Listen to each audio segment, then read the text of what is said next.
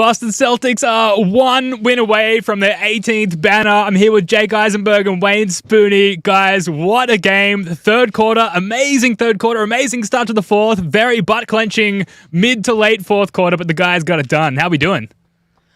Woo! Holy one shit. win. 3-0, man. Win away. 3-0. We have the beers. We're feeling good. I'm not sure what happened. Look, coming in today, I did not expect them to win this game. No Porzingis. But man, they took that first punch from the Dallas Mavericks and they just smoked them for most of the game until the 11-minute mark, until the 2-minute mark. Oh. Yeah, Holy they cut it shit. to 2. Dallas cut it to 2 with 3.5 minutes left. And, it was the best of times. It was the worst of times. It was the best of times. What a fucking wild fourth quarter, dude. But there's something, we've been saying it all season, there's something different with this Celtics team. And the mentality to be like, wow, we just pissed away a 21-point lead. Let's go win the game is special. I mean, the pants shitting is also special for the opposite reason. But the fact that they could dig themselves out of that and win the game is incredible. And that's why we're one win away from the final. One more. Holy shit. One win. We might win it on Friday night. Holy shit. Yeah. Dude. Shout out to Muzz1 in the chat. Yeah. Yep.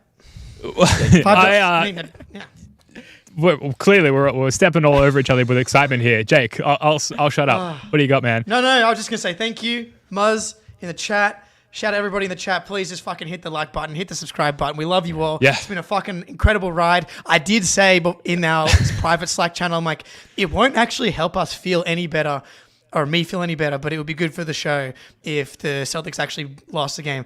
I don't give a fuck, dude. 3-0 Boston Celtics. We came out, Jason Tatum with a fucking monster first half where Jaylen Brown looked like he was half asleep and just could not lock in. Derek White was 1 for 7 in the first half, and Tatum has a 20-point first half, no turnovers, was just monstrous. And then, man, that possession late in the game, him on Luka, isolation, stood him up after Luka was having his way with him throughout the game.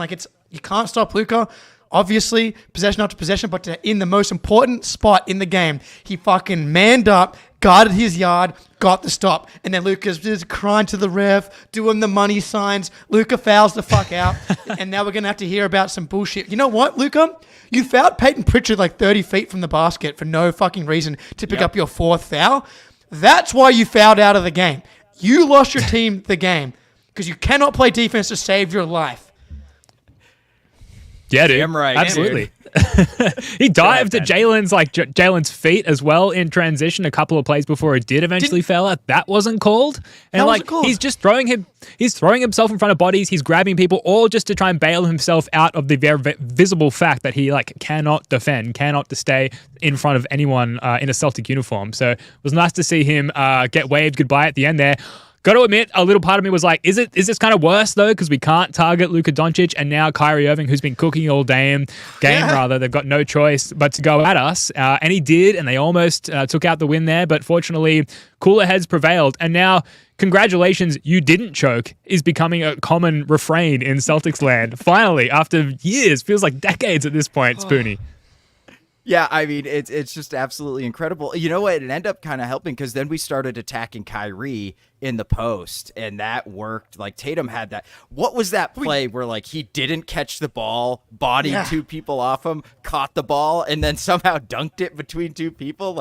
I don't know where the hell that came from, but, Drew Holiday, that left-handed pass that he threw through the friggin' net to Derek White was incredible. But the one thing about Luka going out is that, you can just shade your entire defense at Kyrie. And he got that one layup to go, and then after that, I don't think he scored. Maybe he had 2 free throws or something like that.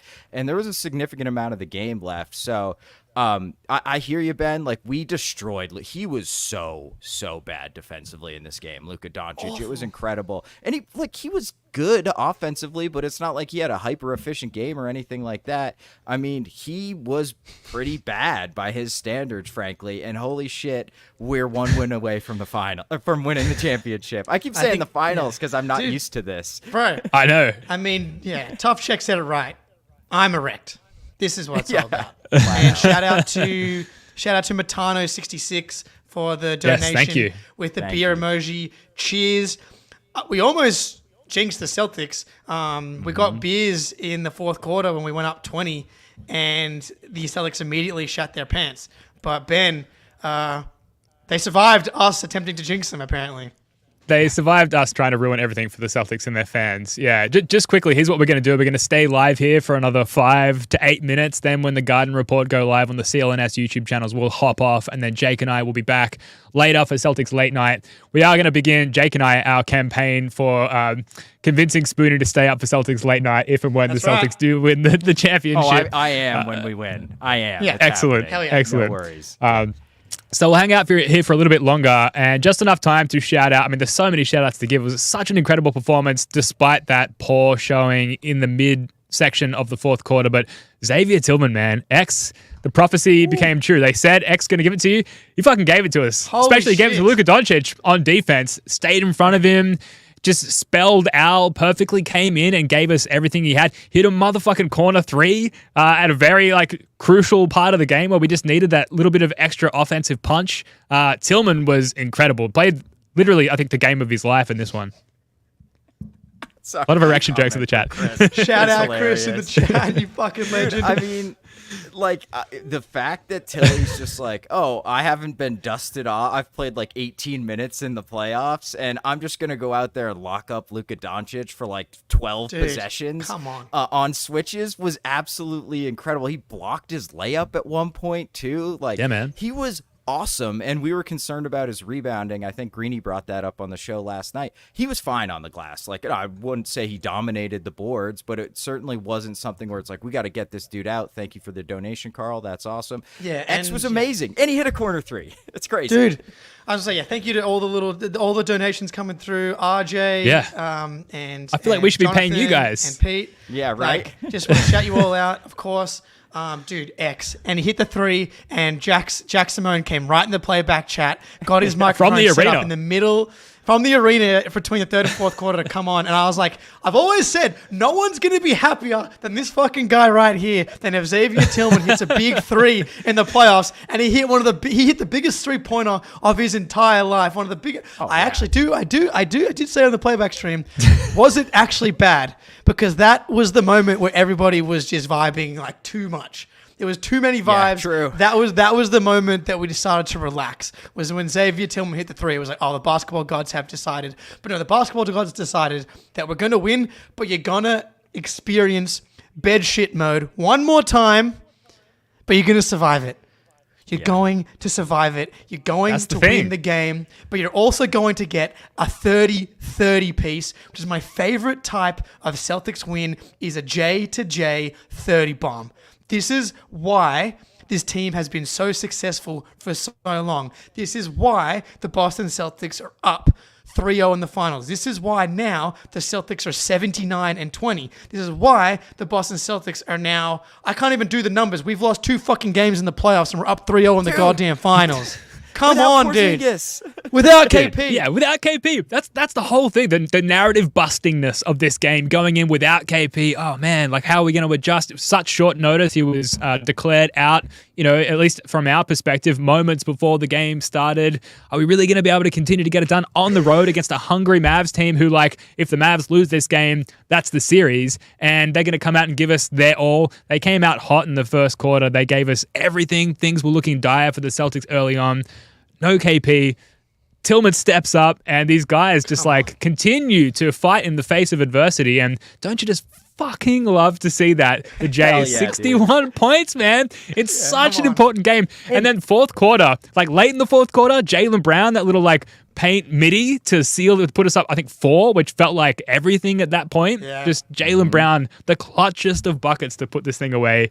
Just playing the hits, man. You love it. Sorry, Spinny. No, it's all good, buddy. No, please. That was beautiful. That was poetry. And how poetic was this Jays performance that Tatum takes us into the first half, keeps us connected, 20 points in the first half, and then Jaylen has 24 in the second half to bring us home. It's this is why you have 2 superstars, man. This is why you have 2 dudes who've been through the wars, who aren't phased when the game gets down to 2. Jaylen Brown's give me the ball. I got PJ Washington on me. Like, I'm just going to go get us a bucket. And he does, like, that one fadeaway hit, that was from like 20 feet, dude. Like, that was not an easy shot. All twine, basically the ball game at that point. And Jaylen Brown, 8 assists and missed 1 free throw. This is a legacy game for Jaylen Brown. Hell yeah. Like, he's writing himself into the history books with that performance, 100%. Dude. He won that game in the fourth quarter. Yes. Yes, I saw someone in the chat. Keep going. Don't stop now. I'm so close. Dude, you get 38 and 8 from Jaylen, 31, 6 and 5 and then a combined 5 turnovers.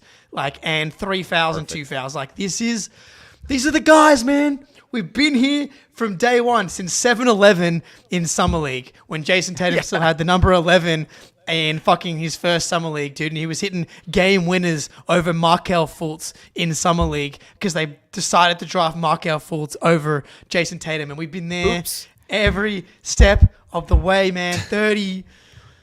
61, 14, and 13 for the Jays, man. And they both played 42 minutes a pop. This is awesome, dude. We didn't even need to play Al Horford 40 minutes.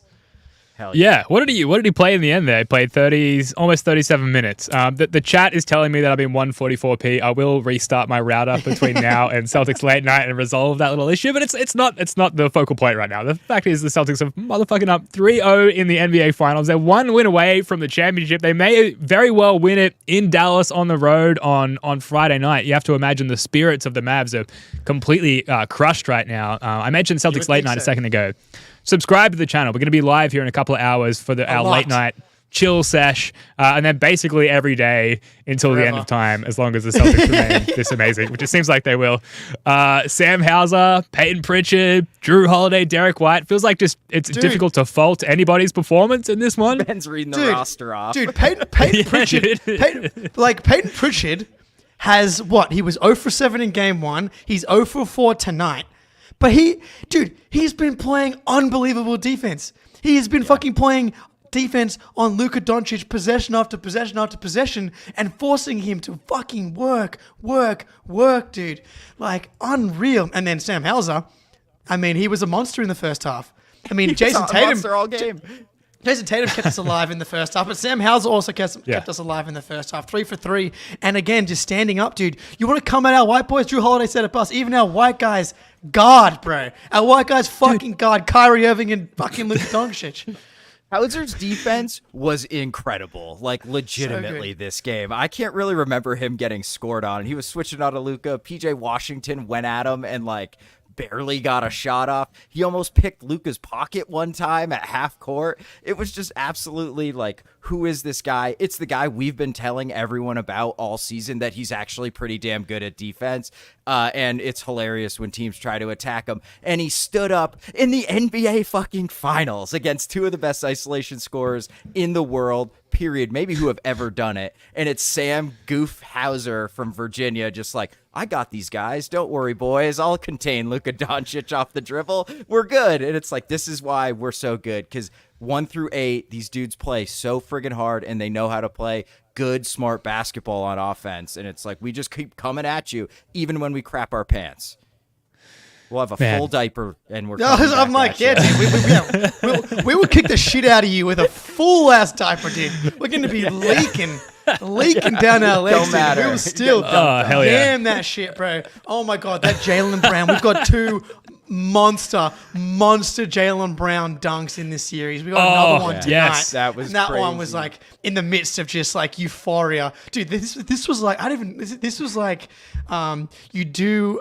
Allegedly, if you were to do a bunch of cocaine, we were just at the peak. We got the Jaylen Brown fucking posters. We got the Xavier Tillman corner threes, and then the come down happened, and then someone pulled out a doobie and saved the night, and we just survived. Allegedly, that's what I've heard happens. in those types of you nights. know, like in the movies where they do the coke hit and they rip the head back. That was the exact moment when JB threw down that dunk. It was that exact moment. Tony Montana. Allegedly, I'm guessing. I'm guessing that's what it feels like. We have to go. God. The Garden Report alive. And we have to hop off here. It feels like we could talk again for an infinite period of time. The Celtics are 3-0. No team has ever come back from a 3-0 series deficit, let alone a 3-0 finals deficit. And I feel like I'm normally someone who feels like they can jinx things, but right now it feels like a pretty much a foregone conclusion at this point that the Celtics will win their 18th banner, which feels amazing to say out loud. Any parting thoughts, guys, before we close up here? 3-0, 3-0 for 3-0. The 230 balls for 3-0. Let's go, boys. Job's not done. All right, we'll catch you guys on late more, night. though. They don't hand the Larry O'Brien trophy out yet. One more, dude. That's right. One more. Let's go. We'll catch you guys later for Celtics Late Night. This has been another immediate reaction for the Boston Celtics. Until next time, go Celtics.